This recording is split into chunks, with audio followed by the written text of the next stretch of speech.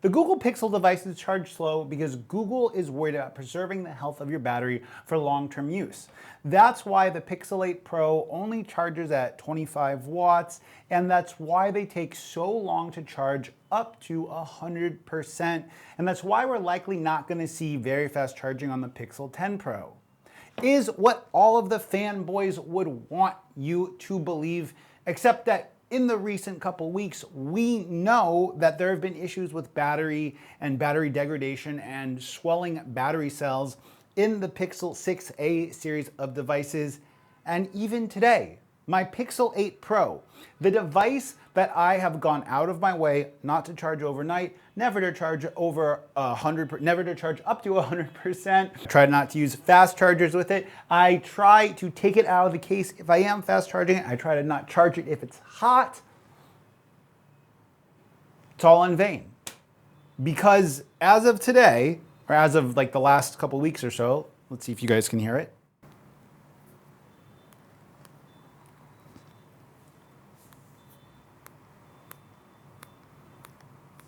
I have a separation on the back of my Pixel 8 Pro right near the volume up and volume down keys.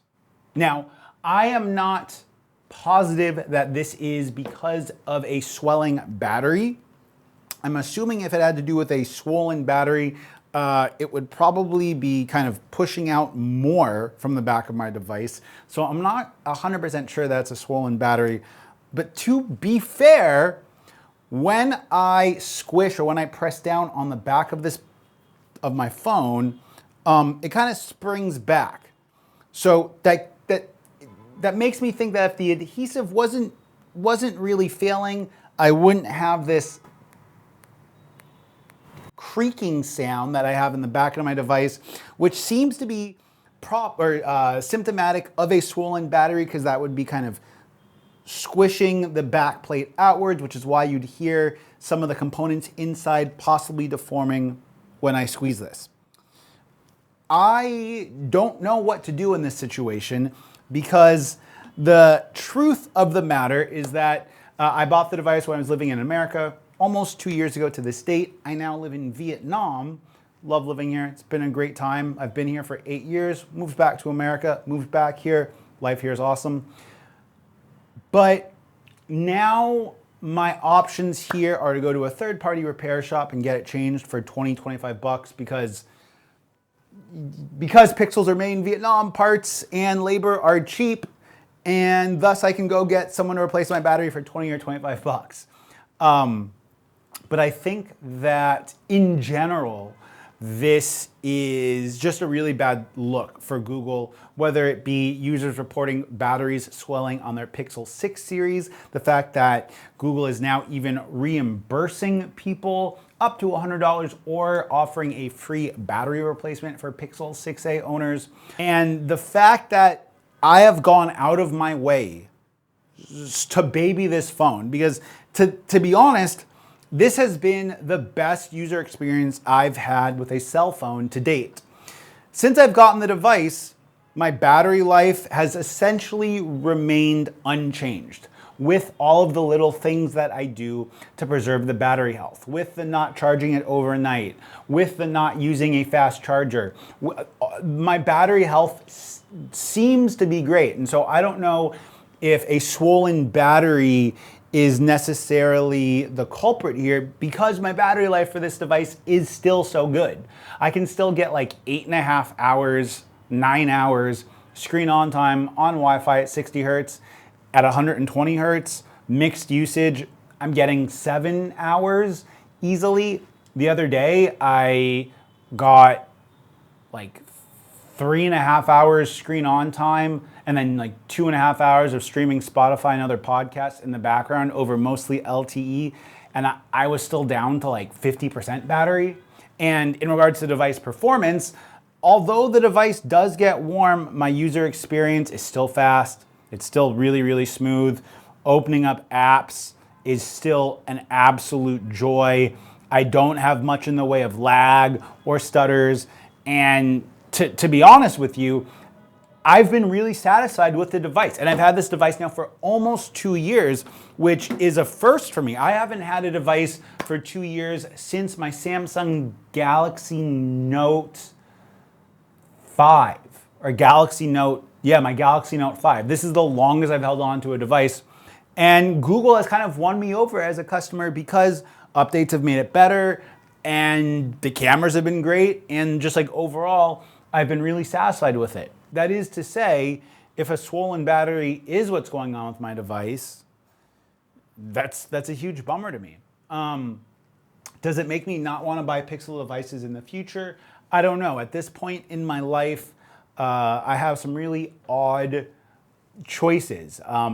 If I were to buy a OnePlus device here in Vietnam, all of the OnePlus devices that we have here, for the most part, are the imported Chinese variant that people then unlock and flash ROMs to like the international ROM and then lock the bootloader. But then if you want to update the device and you're not rooted, then you have to go ahead and kind of do a whole bunch of these processes again just for an update. And here in Vietnam, I use digital banking like 2 or 3 times a day. I buy and sell cryptocurrency here.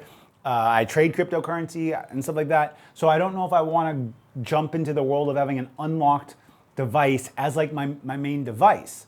I could import an international one, but then the moment I look to sell it, the resale value is going to be tanked because a lot of people here just import the Chinese one.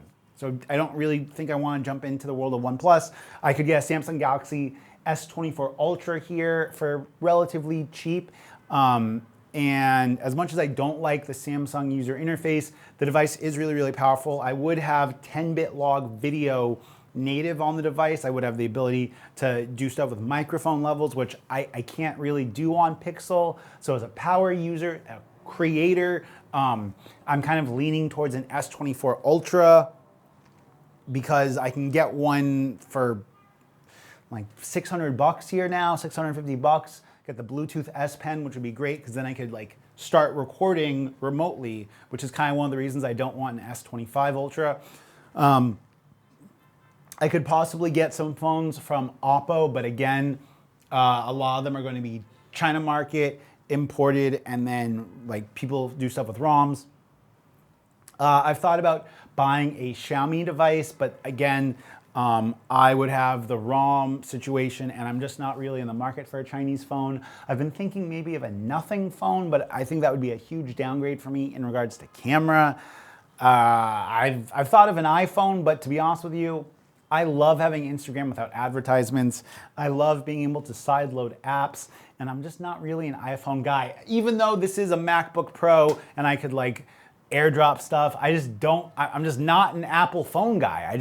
That's not who I am. Or I could wait out and get the Pixel 10 Pro whenever it comes out here in Vietnam, or wait a month or 2 after it's released to get it for rock bottom. But I'm kind of leaning towards Samsung, and I'm not really sure what to do.